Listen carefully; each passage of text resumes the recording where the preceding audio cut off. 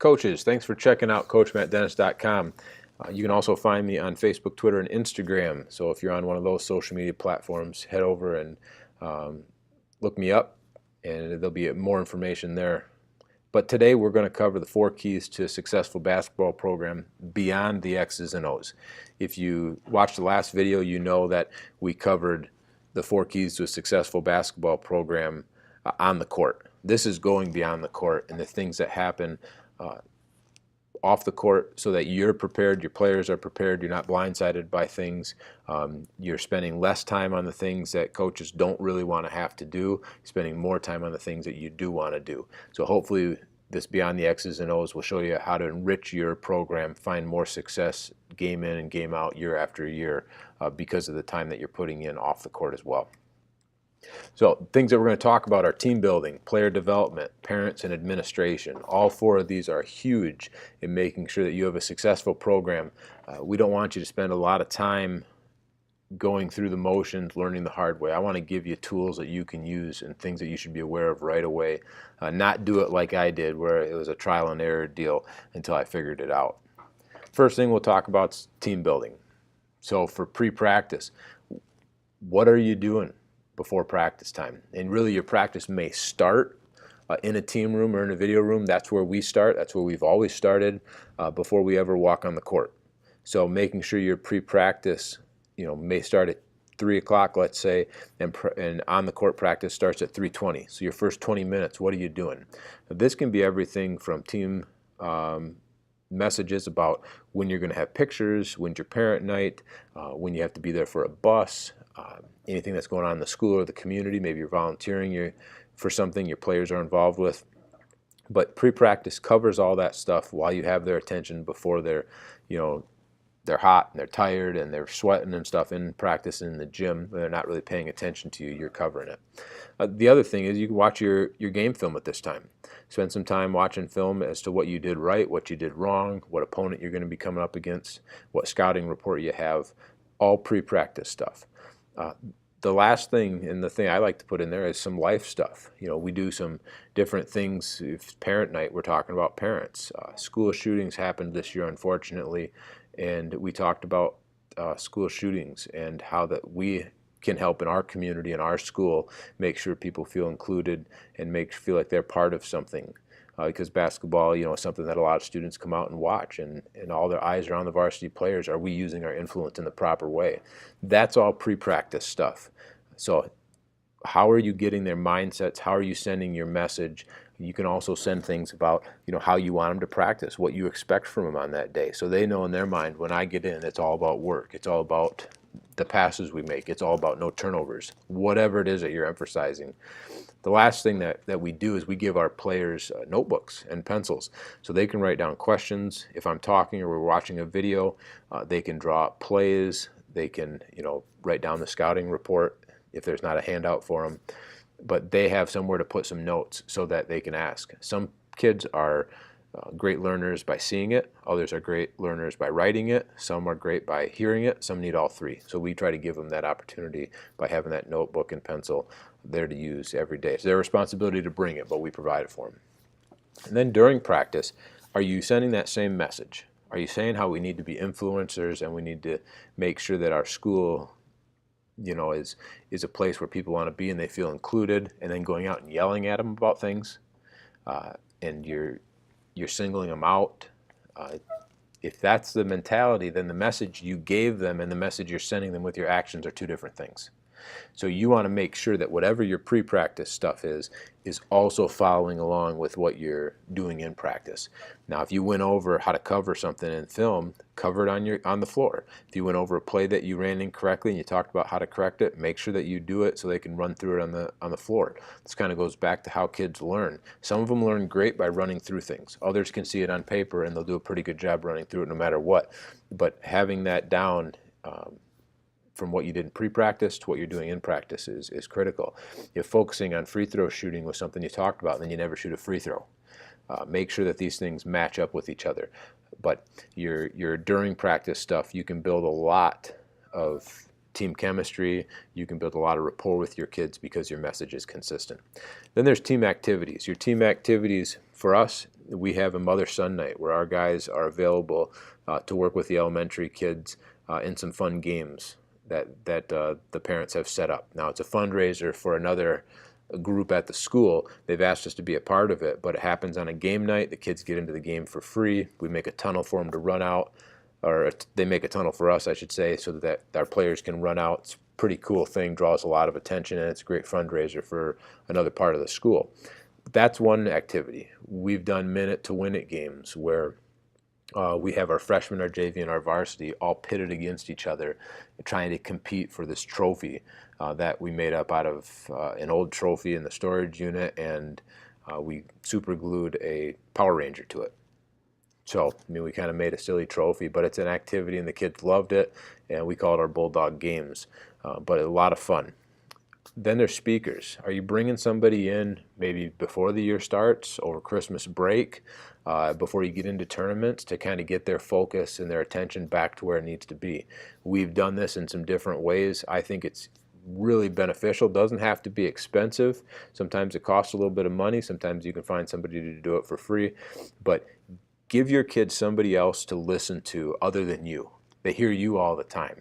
And I remind myself of that a lot. Is I can tell as many stories and give as many examples as I want, but they hear my voice over and over and over. Sometimes they need to hear the assistant coach. Sometimes they need to hear, a professional athlete that you can bring in, or a motivational speaker, or a counselor. Who knows who it is? Another varsity coach maybe, or another coach in your building.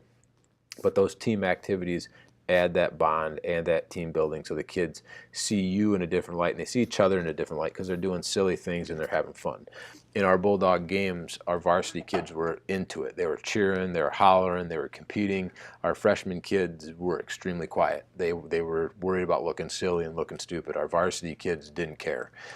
But it was good for our freshmen to see, hey, if they're going to act silly and crazy, I can act silly and crazy too. And they finally got into it a little bit. Speakers, we talked about that just a little bit. Workshops. I've been involved with teams that do leadership retreats. They do it with all their different sports. I've been involved where they do leadership retreat with just their sport. There's some different ways to do that. There's different clubs sometimes on campus who our kids are involved with. Maybe it's something to do with National Honor Society or something to do with a leadership program. But let your kids be involved in those things. Invite those workshops to come and work with you. Sometimes you can assign an assistant to get that going as well. It doesn't have to always be long, but those can be a powerful way to build your team as well, because they're starting to learn and listen in a new way, not just X's and O's. They're learning about other stuff as well. Retreats. Done some retreats. You could do activity courses. You can do camping trips. You can take them to play beach volleyball, take them to work out on the sand dunes. Lots of things where you get your kids outside of basketball, working on teamwork, working on their conditioning, working on just building a rapport with each other, so that when you do get on the court, things are going to go better. And then finally, your fundraising. It's part of the game that most schools have, although I've been at some schools that didn't allow you to fundraise. My particular school I'm at now, we do fundraise, and we use that as a team building activity as well. This is how they get some of the gear. If they don't raise the money, they don't get the gear. I know we're in this idea of, I showed up, so I'm going to get a trophy, or I'm going to get what I want. And in our program, if you don't do what you're supposed to do and you don't help the program, then there are certain things you don't get. You may get a jersey, and I've heard of coaches not even giving their jerseys until they meet a certain requirement. I haven't gone that far, but we've kept teams from not getting their shooting shirts, not getting certain other gear because they didn't meet the standard that we have for our teams. So that might be something that you use, and it's a way for them to earn the respect of the coaches, to earn the respect of each other. If you're not holding up your end of the bargain, but everybody else is, it's noticed. And it's a little bit of peer pressure, but it's peer pressure that's constructive and it's going in the right direction. So just some ideas for you there. Player development. This is huge. You look on YouTube, you look on Facebook, you'll find trainers galore out there. Some of them know what they're doing, some of them don't have a clue what they're doing, but they're all trying to get a ball in kids' hands. And that's the one thing I say. I don't mind if kids go and work with a trainer, they play AAU or they play club or whatever. They got a ball in their hands, they're getting better. They're working on basketball movements, they're defending, they're passing, they're shooting, all that good stuff. So I promote them playing. I don't make them play in it, but I promote that they can play in those things if they want, because it's getting a ball in their hands playing the game. But youth camps. Youth camps are huge. You get your varsity kids, get your college kids, get them in front of your younger kids so that they can see this is what I aspire to. This is what I want to be a part of. Start building some tradition with them. But you also get them to work on their game, so you're developing them as players. We do this in summer camps. We do this. Some of the club teams in our town ask me to come speak, ask me to come run a practice. So I do that. I bring a varsity kid or two with me. So we're active as much as we can be with our youth. In the youth leagues, we changed from a 5-on-5 to a 3-on-3 league. We wanted to promote player development. I thought that too many kids were watching and one or two dominant players were controlling the ball the whole time in 5-on-5. So we switched it up. When you play 3-on-3, everybody dribbles, passes, shoots, rebounds, plays defense more. You got to close the gap more. You got to box out more. You got to challenge a shot more. And at the youth level, they're not doing these things great, but we set it up so that our focus is on player development, not on winning, not on one kid scoring 30 points, but on every kid out there becoming a better player. I don't know who's going to be 6'6" or 6'7". I don't know who's going to be lightning quick. I'm not sure who's going to figure that wrestling is their sport instead of basketball. So I want kids to have fun. I want them to develop skills, so when that kid does shoot up or when that kid does develop that quickness and that coordination, they've got a love for the game and they've got some skills to build on. So that's just a little bit on why we did our youth leagues. But have a youth league. Make sure your kids are involved with it. Our varsity kids referee it. Have your kids referee. Have them be a part. Some of our kids even wanted to coach this year, which was kind of neat. That they wanted to be on the sidelines and coaching the 3-on-3 team. So we allowed them to do that. Team camps. Now this is your freshman, your JV, and your varsity. But make sure that your team camps are set up so that they can experience the coach before the season ever starts. You can relax a little bit. You can coach them in a little different way. You get to play everybody. You can play them all equal if you want. There's a lot of things you can do. You can do overnight camps. You can host one if you want to host it. Send some emails out to a dozen coaches and say, hey, we're looking for 4 teams to come in and scrimmage us. Or if you want to do more, send it out to more coaches. We host a 12-team camp. The first day is pool play. The second day is a tournament. So that's at our gym. We don't have to pay for it. We don't have to travel for it, and we make a little bit of money out of it. And the final thing is our kids are playing. So it's all part of it. Individual workouts and your small group workouts. Those things where when you have your offensive philosophy and your defensive philosophy down, you can start to pinpoint the skills that you want each kid to have. You can help them improve upon their shot, improve upon their decision making, improve upon their lateral quickness.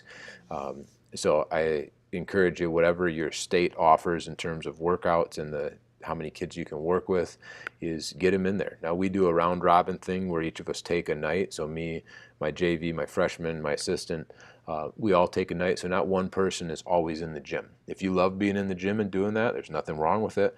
But if you don't have time because you have young kids like I do, then picking one night a week and having your other coaches do it one night a week so that your kids can get in there a lot and they can get teaching from other people. So just some ideas there, but player development is huge in making sure that your program is going to find success before your season ever starts. And next is parents. And parents, some of them are going to be tough to deal with no matter what. Their kid could play all the time, they could start, they could be your leading scorer, and there's something that they want more. They want more out of you. They want you to do more for them. They want you to contact the college coaches. They want you to guarantee a scholarship. They get some crazy ideas.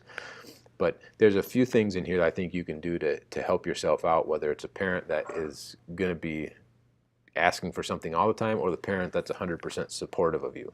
Have clear expectations set. When you run your parent meeting, set the expectation of not everybody's going to play equal minutes. Not everybody is going to get equal shots.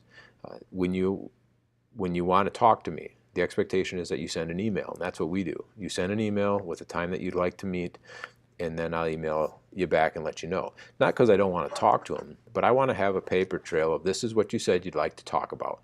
I also let them know in my parent meeting that we don't talk about playing time, we don't talk about starting positions, and we won't talk about another player on the floor.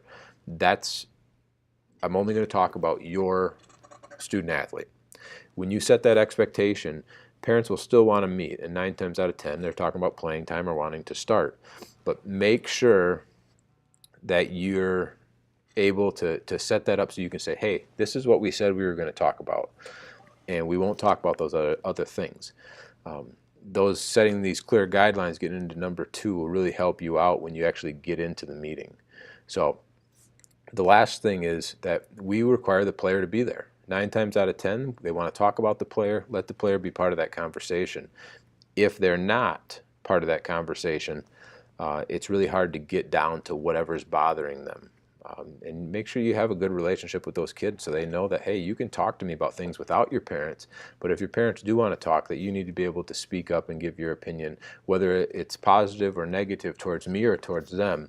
We're talking about you and your experience here.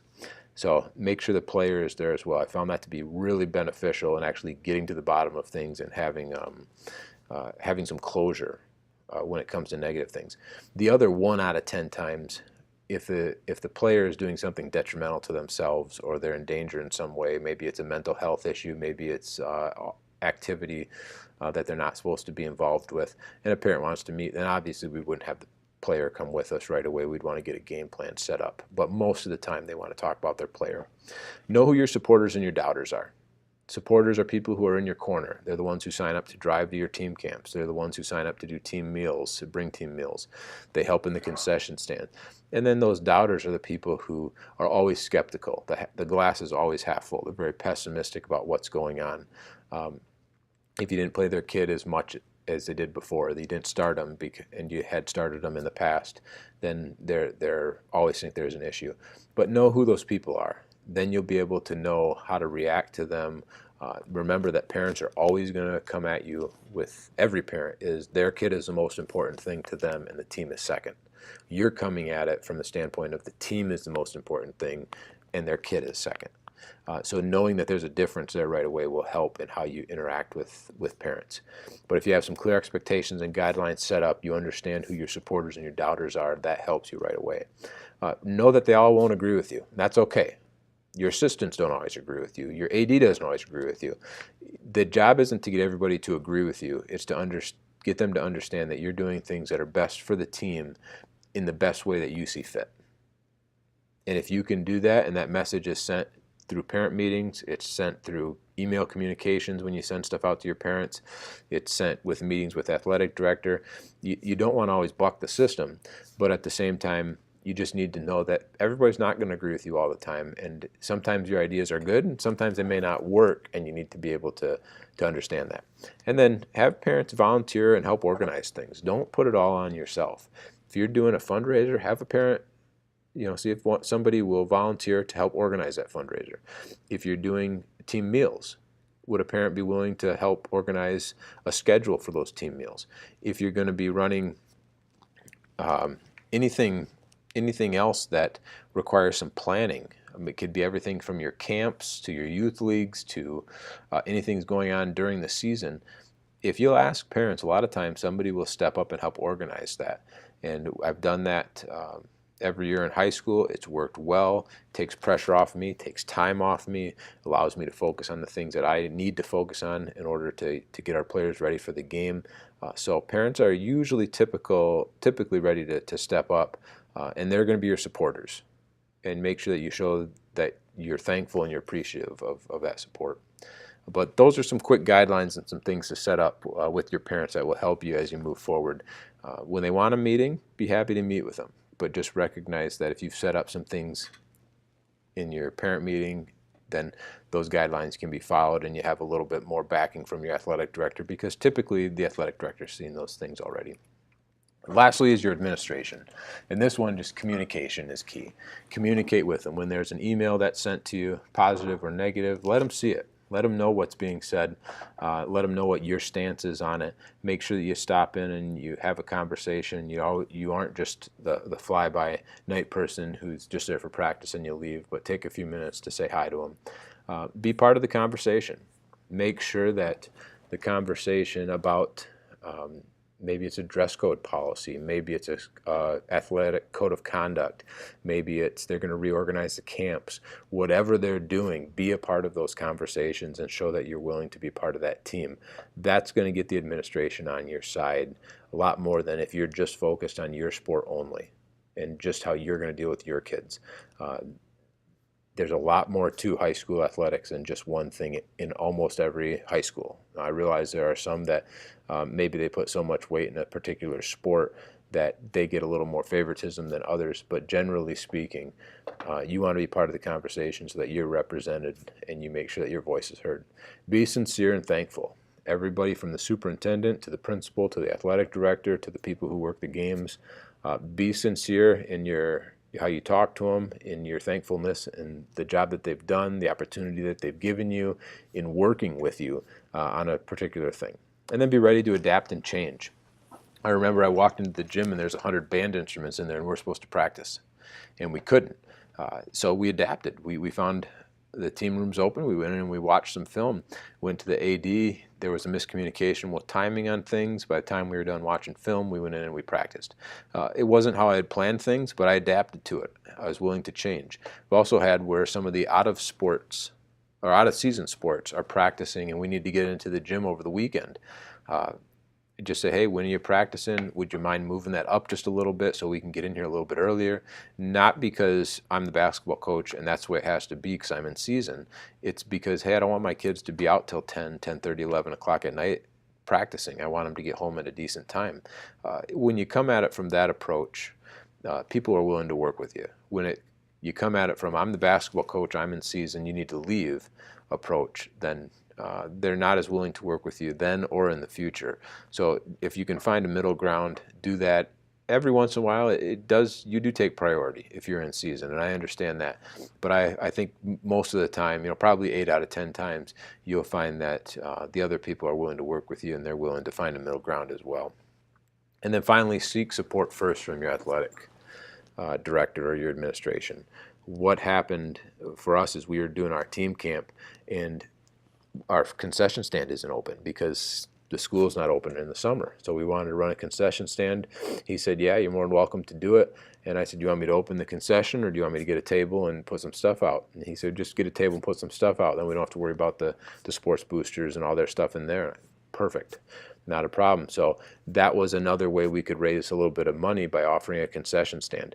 But asking him rather than just doing it made it a lot easier, because if he walks in and we had just decided to do something, maybe he's okay with it, maybe he's not. But I know by asking him, we have that great opportunity to come to some kind of agreement right away.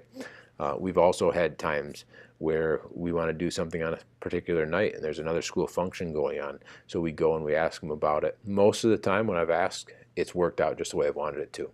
Every once in a while, you do have to adapt and change a little bit, and you have to work things around, but seek that support first. If you show that you respect them and their position and you're willing to work with them, I think that makes your life a lot easier when the score isn't always ending up in your favor. When you've lost a few more games than you wanted to, they're saying, you know what, we didn't do this, but we're doing things the right way, and this is who we want to have lead this program. So make sure that those things are in place. Seek that support first. Be ready to adapt and change, and you'll have a greater experience and you have a greater relationship with your administration.